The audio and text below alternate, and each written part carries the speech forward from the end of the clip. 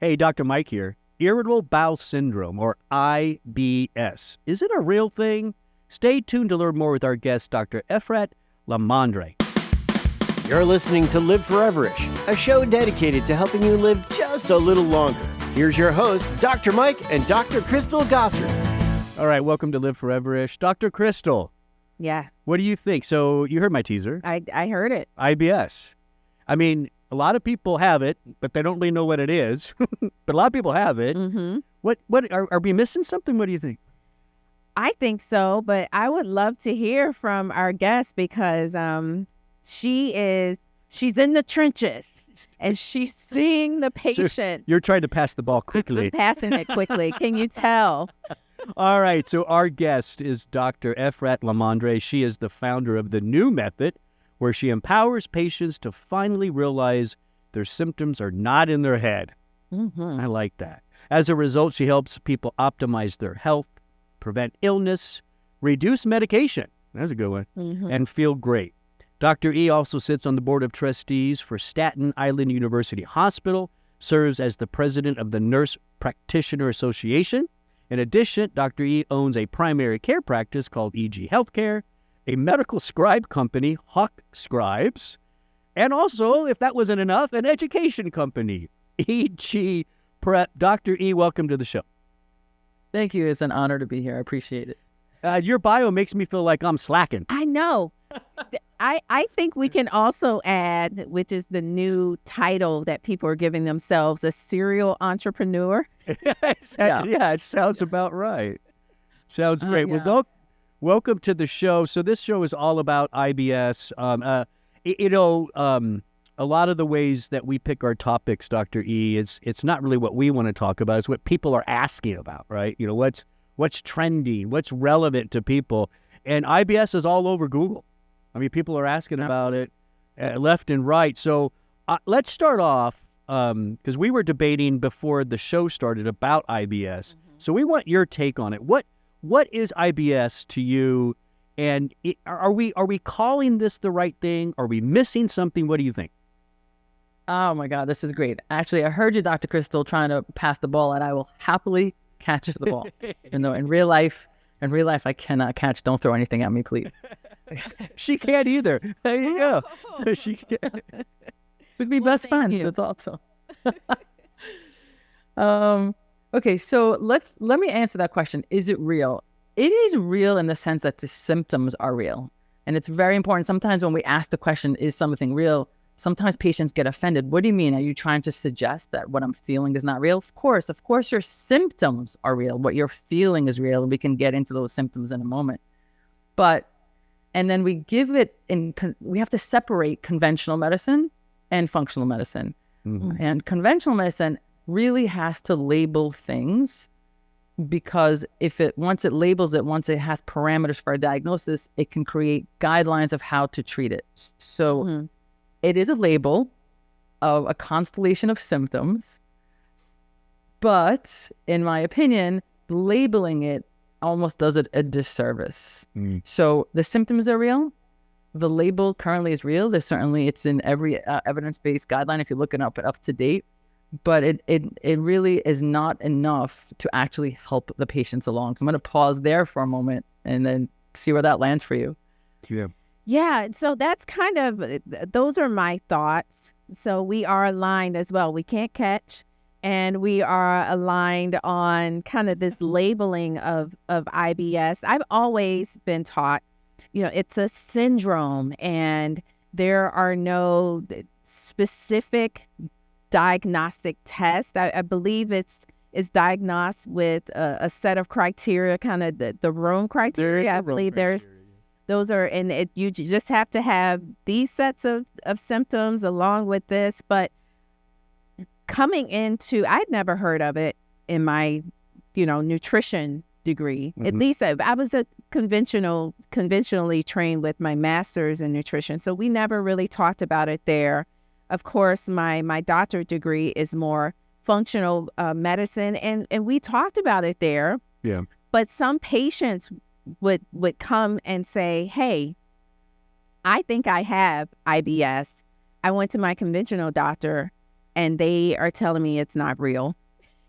Unfortunately, that does happen sometimes. Right. And so the symptoms are real, and they can't be, discounted, or the patient can't be just turned away and said, well, it's just something you're eating. Yeah, listen, Dr. E, I think you'd agree with this. I mean, if somebody's having symptoms, that deserves a workup. It deserves thought. It deserves care and treatment, right? It's not, a lot of times it's easy to put somebody into a syndrome classification because I really don't know what to do there.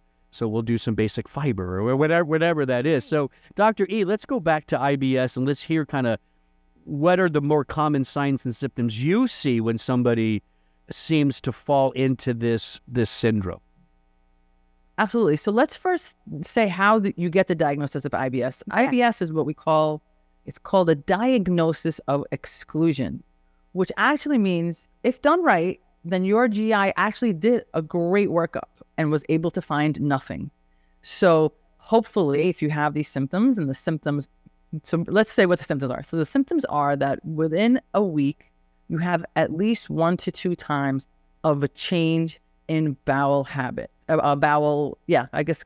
habit or form. So in other words, within 1 week, you have at least 2 bouts of either diarrhea, 2 bouts of constipation, or mixed type. Sometimes it's this, sometimes that, and you can't seem to figure out a rhyme or reason. So you go to your GI, and your GI was very smart and very caring. I never want to discount my colleagues. If they will do their endoscopy, they will do their colonoscopy, they'll do everything appropriate, and everything will come out negative.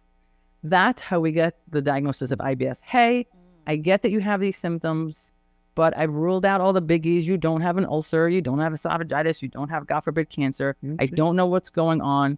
So that is IBS. This is where this is my favorite type of patient. I like my patients who have already been to the specialist, who have been through all the tests, and will come to me and say, I've done it all, and they found nothing. Yeah. Amazing. And I still have now we're in the right place. Right. Now we're in the right place. And I just, before I hand it back over to you, I just want to tell patients and caution patients, don't run to the diagnosis of IBS. Make sure you have the full workup to exclude all the biggies, because it is a diagnosis of exclusion. And then once you get that diagnosis, listen in, because we're going to talk about how to manage that as well. Well, so what are your thoughts, though? Maybe we don't have an absolute answer of what's really going on. Like you said, you exclude all the big stuff, inflammatory bowel, peptic, all that stuff is excluded, and they're still having these kind of symptoms. What do you think? Just put you on the spot a little bit. What are some of the theories you have of what really might be going on in somebody who's at this point now? Oh yeah, this doesn't put me on the spot. This is what I do. It's my favorite. So what we've established, right? We don't have a pathology. We don't have a sickness. We don't have an illness, but we have symptoms. And sometimes it's constipation, sometimes the beer. This is your body telling you very clearly, I don't like what you're putting inside. That's it. And it just is your body saying, I don't like this. Now, if you keep ignoring it and keep eating this, eventually you will get a diagnosable disease. So this is kind of like you're in the state of pre-disease. Your body's giving you like white flags. Like, let's give an obvious one. Hey, every time I drink milk, my stomach hurts. Is that something wrong with your stomach? No, it's your body saying, I don't like milk. So if you keep eating milk over and over again because you insist because someone told you it's healthy, eventually you will get illnesses secondary to that constant inflammation, eczema, asthma, joint pain, etc. Right? So what is it? It is your body saying, I don't like what you put in. And then our job, and I'll tell you how we do that in a moment, but our job is to try to help figure out what is that thing. And by the way, if you look at the guidelines for IBS in the literature, the first 5 steps are lifestyle and diet modification, even in conventional medicine. And then pharmacology is lower than that if the patient's unwilling or unable to find the dietary modification. Wow. So you have this patient. Do you start with an elimination diet? I'm just curious kind of what your process would be. And because there are 2 schools of thought. You can kind of cut out all of these things which I'm not really a fan of because now you can't figure out what it is. Right. Food So sources. yes, you cut out the foods that would typically be problematic in most people, and then you kind of add them back in one by one. Or do you eliminate one by one? Or maybe you take a different approach. I'm curious to hear your approach. Sure. So what I do, generally speaking, the patients come to me don't only have IBS, right? Because we know, all your listeners know, if your stomach hurts, other things hurt. Brain fog, joint pain, skin issues, psoriasis, right? So they tend to come, fertility issues, they tend to come with more than just belly.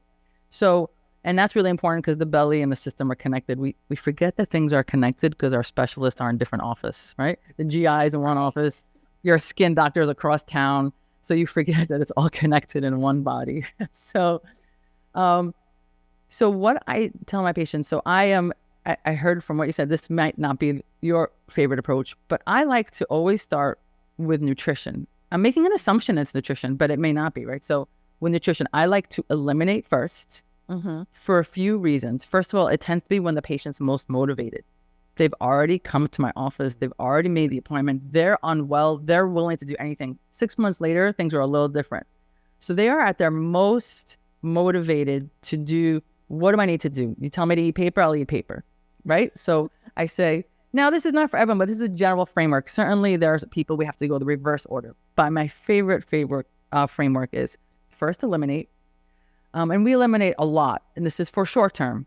We eliminate dairy, gluten, legumes, and the grains. We eliminate grains as well. Temporary. This is not intended for lifelong in any way.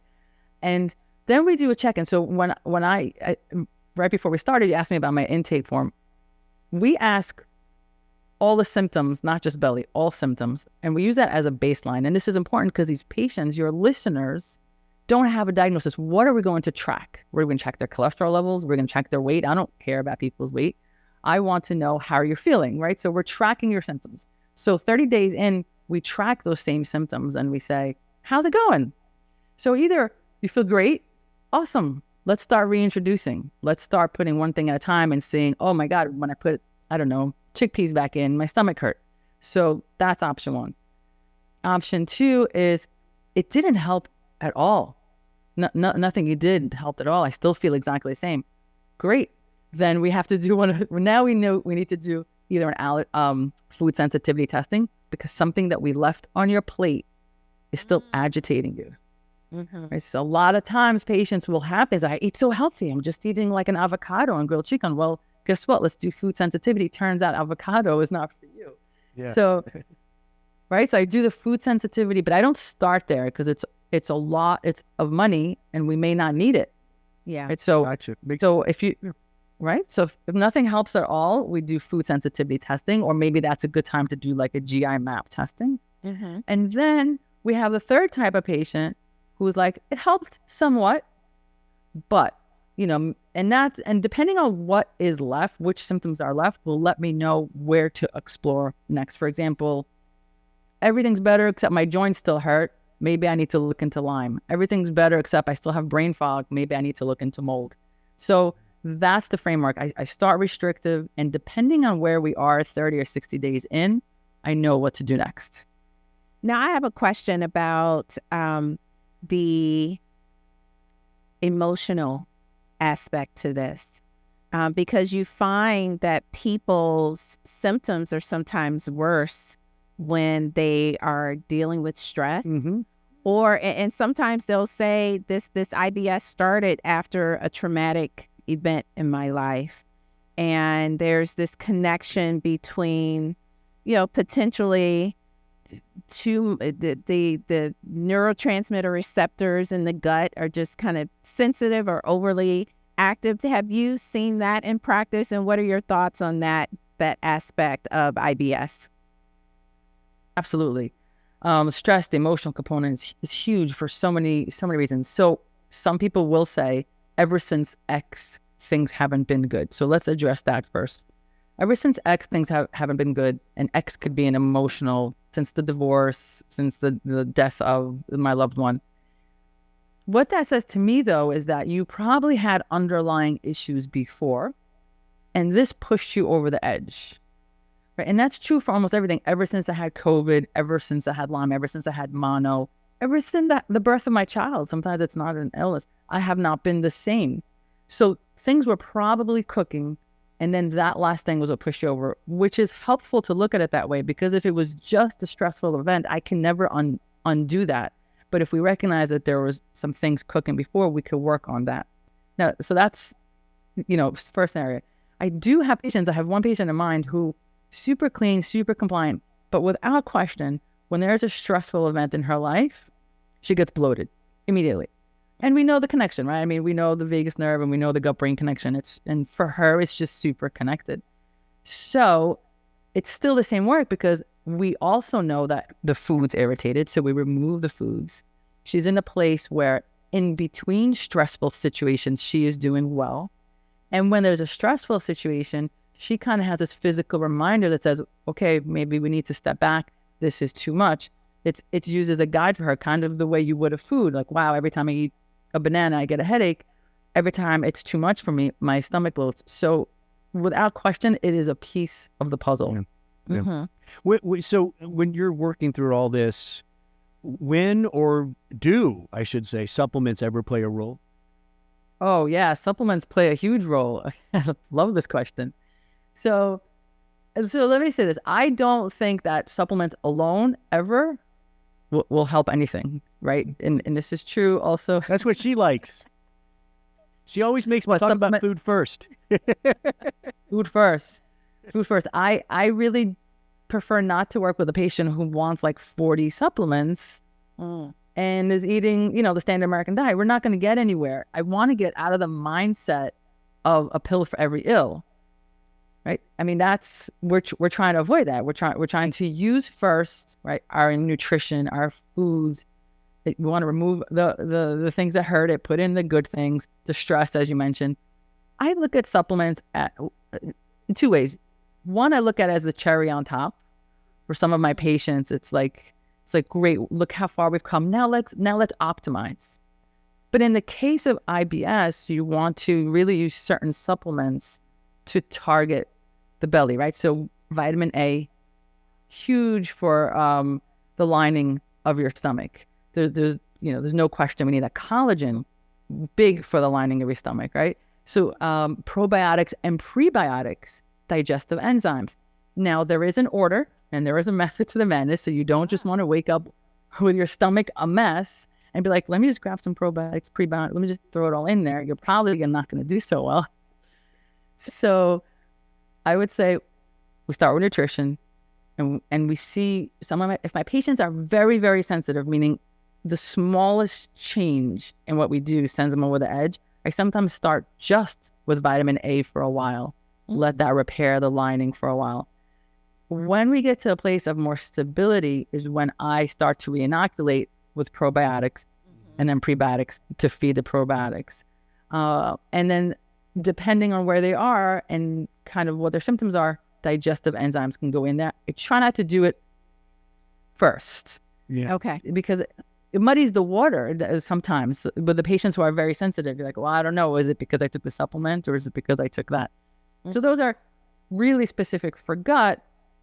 But then, of course, like overall, I love glutathione and NAC, and I love resveratrol. I mean, there's so many things. But since we're focused on IBS, I want to give you viewers vitamin A, collagen, digestive enzymes, probiotics, and prebiotics are kind of where it's at for the belly.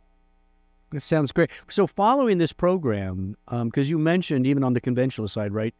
Even their first 5 suggestions are lifestyle stuff. But after that, they do move into, conventional medications, right? So how when you work with your patients this way, how many of them can avoid those medications? Like how successful are you in at least mitigating some of the symptoms, getting better control, right? And not having to go down that conventional route? If the patient is willing to do the work, we're almost always successful. It's really patient dependent, because I can guide, but ultimately they're in their kitchen. Right. So IBS especially, this is not true for every illness, but IBS especially is so It is literally your body saying, I don't like this food. Sometimes it takes longer to discover which food it is. And oftentimes the patients don't want to give up their favorite food because in their mind it's healthy. That's something that you encounter. What do you mean? I eat so healthy. This can't be the case. Mhm. True, but your healthy is not healthy for you. So if Wait, I we love that. are We just have to pause there. Can you just say that again? Just shout it to the roof. absolutely, This is a moment. Okay, let's go. You're healthy. That part. your healthy is not healthy for you. And I'm gonna give a class example. I have a patient. IBS was part of the picture, but psoriasis, endometriosis, things were just fertility was an issue for her. So we cleaned it up, and she's super compliant. This is why I like to use this patient because there's less variability. She's like on it. She cooked everything, and things started getting better. Endometriosis was reversing. Fertility doctor so happy. Everything, but there was one area of her skin that just would not budge. This is a patient we did food sensitivity on, and this is why I said earlier for her it was avocados. Avocados is the healthiest thing in the world. Like, who tells somebody not to eat an avocado? Right? So for her, as soon as we eliminated guacamole from her life, which at that point was one of her favorite foods. That's so bad. I know. But the psoriasis disappeared. The little bit of pain that she had left from endometriosis gone. So it's a healthy food. It was not healthy for her. And that's what we discover over and over again. So as long as we find the food that's the issue, we can get there. Yeah. You're listening to Dr. Efrat LaMandre. She is the founder of the new method where she empowers patients to finally realize that their symptoms are not in their head. In kind of summary about IBS and everything we just kind of discussed, Dr. E, what's your take-home message for the listener? My take-home message is always, there is a way out of this. Whatever your this is, I always want my patients to have hope. When I do a consult, whether they choose to work with me or not, I want them to know there's a way out. There's a better way. And the reason I called it a new method, spelled with a K, is because my patients always know. You always knew there was a better way, and there is a better way. So the take-home is you don't have to suffer. Make sure you do all your workup, and then find a functional medicine provider to help you out of this mess. Very nice. Do you have a website we can mention? Yeah, thanks. It's the new method. It's the new method on every platform except for Twitter because I talk too much. So the new method spelled with a K. Everywhere, TikTok, YouTube, the website, Instagram, you could find us. Awesome. Thank you so much for joining us today. We really appreciate it. It was a pleasure and an honor to be here. Thank you so much. All right, so you're listening to Live Foreverish. Don't forget, you can go to liveforeverish.com where we're going to do, Dr. Crystal, the 1-2 punch. We got it. Well, you're getting better. Right there on our webpage, you can give us your email. You join the Live Foreverish family. You'll be part of the newsletter and all that kind of stuff. And then, of course, you can subscribe to the show. And by the way, when you're at liveforeverish.com, why don't you go ahead and listen to more shows? Yeah. Download, like, share, Comment. We like it all. Make sure and subscribe. And subscribe, yes. Yes, all of the major podcast platforms are there, and we make it easy. We want you to get notified when we go and post a new podcast. All right. That's liveforeverish.com. I'm Dr. Mike. Thanks for listening.